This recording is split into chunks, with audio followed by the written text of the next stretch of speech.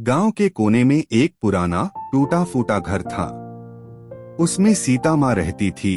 70 साल की उनका एक ही बेटा था, रमेश। पति का देहांत बहुत पहले हो चुका था। सीता माँ ने अपना पूरा जीवन अपने बेटे को पालने में लगा दिया।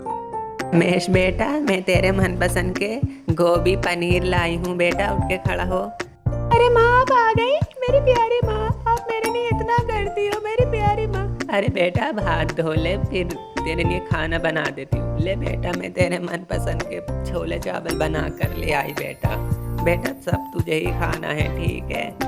ले, और चाहिए तो बता देना। बेटा, जब तू बड़ा हो जाएगा तो मुझे अपने पास ही रखना है ना बेटा? ठीक है माँ। बेटा, जब तू बड़ा हो जाएगा तो मुझे भूल तो नहीं जाएगा, बता? और तू मेरे हमेशा पास ही रहेगा ना बेटा? और मुझसे कभी दूर मत जाना। अरे माँ, आप ऐसी बातें क्यों करती हो? आपके सिवा तो मेरा कोई भी नहीं है। मैं हमेशा आपके ही साथ रहूंगा और आपको छोड़ के कभी नहीं जाऊंगा। माँ, मेरा एडमिशन करा दीजिए। ठीक है, ले। और ये पूरे 5 लाख रुपए हैं, और आज से ये खेत मेरा हुआ, ठीक है? और आज से इस खेत का मालिक मैं हूँ। ठीक है, मेरा बेटा अब स्कूल जाएगा, पढ़ लिख कर बड़ा आदमी बनेगा। चल बेटा, मैं तेरा एडमिशन इसी स्कूल में कराऊंगी। ये स्कूल सबसे बड़ा है, शहर में सबसे बड़ा और सबसे अच्छा स्कूल है। ये मेरी प्यारी माँ। लीजिए सर जी, इसका एडमिशन करवाना है। ये इसके पैसे जितने भी लगने हैं ले लीजिए, लेकिन बच्चे को अच्छे से पढ़ाना और अच्छे से इसका ध्यान रखना, ठीक है? ये मेरी प्यारी माँ ने मेरा एडमिशन कराया। ये बेटा, अपना ध्यान रखना, अच्छे से पढ़ना, लगन लगा कर पढ़ना, बड़ा आदमी बनकर आना, ठीक है बेटा? ठीक है, बाय बाय माँ। लेकिन कई साल गुजर जाते हैं, रमेश का कुछ अता पता नहीं होता। तभी एक लड़की आती है और कहती है, अरे माँ, आप कब तक उसका इंतज़ार करोगी? अब वो कभी लौट कर नहीं आएगा। अब तो वो बहुत बड़ा आदमी बन गया है। ये सुनकर उसकी माँ उसे फ़ोन लगाती है और अपने लड़के से बात करती है। हाँ माँ जी, कैसी हो? ठीक हो ना? और अपना ख्याल तो रख रही हो? हाँ बेटा, और तू कैसा है? मैंने सुना है तूने शादी कर ली। मुझे पड़ोस की बच्ची से तेरा नंबर मिला है। ठीक है माँ, बाद में बात करता हूँ। रमेश कॉल काट देता है। लेकिन बुढ़िया की तबीयत अब बहुत ज़्यादा ख़राब हो चुकी थी और वो अपने बेटे से मिलना चाहती थी। फिर एक दिन वो अपने बेटे से मिलने के लिए शहर जाने के लिए चली जाती है। उसे लगता है उसका बेटा उसे ज़रूर मिलेगा, और फिर वो ऑटो पकड़ती है और ऑटो से अपने बेटे से मिलने के लिए जाने लगती है। अरे मेरा बेटा आज मुझे देख के बहुत खुश हो जाएगा। अरे मेरा बेटा।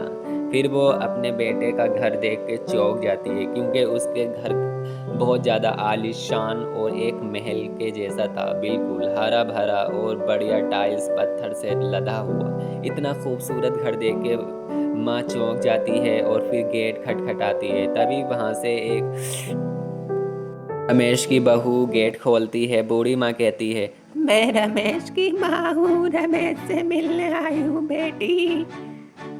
रमेश की बीबी कहती है, रमेश तो जॉब पर गए हैं, और आपको किसने बताया यहाँ का रास्ता? और आपको यहाँ पे किसने बुलाया? आप यहीं बैठिए। और वो मुंह बिगाड़ के वहाँ से चली जाती है।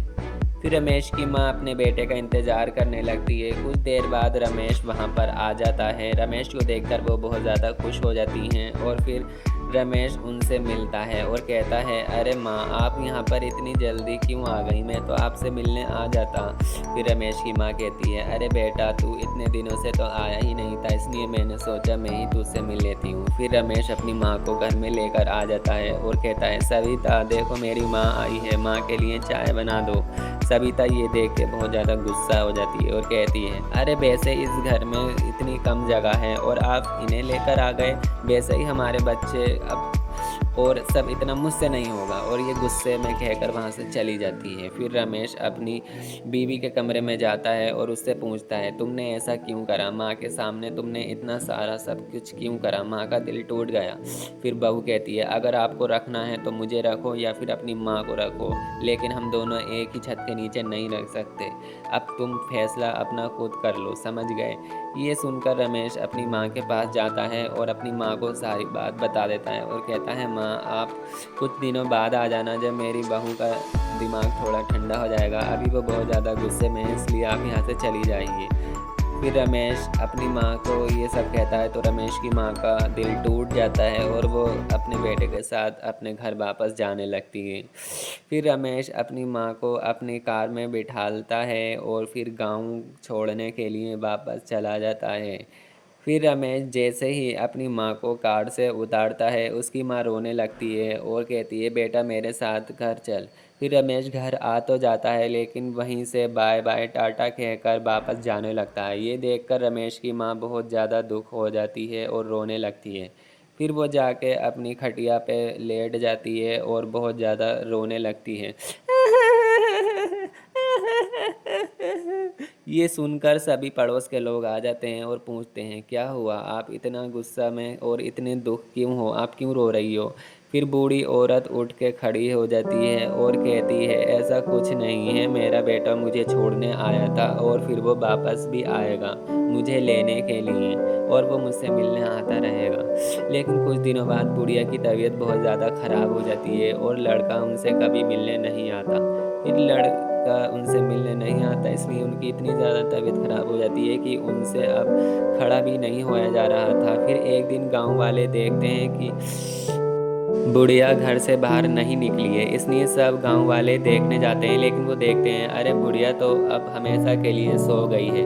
ये देखकर गांव वालों की चीख निकल जाती है और सब जोर जोर से रोने लगते हैं। फिर सब गांव वाले मिलकर एक डाकिया को रमेश के घर भेजते हैं और वो रमेश से बताता है कि अब तुम्हारी माँ चल बसी है। ये सुनकर रमेश दौड़ा दौड़ा अपने घर गांव वापस आता है और अपनी माँ की खाट को देखकर रोने लगता है।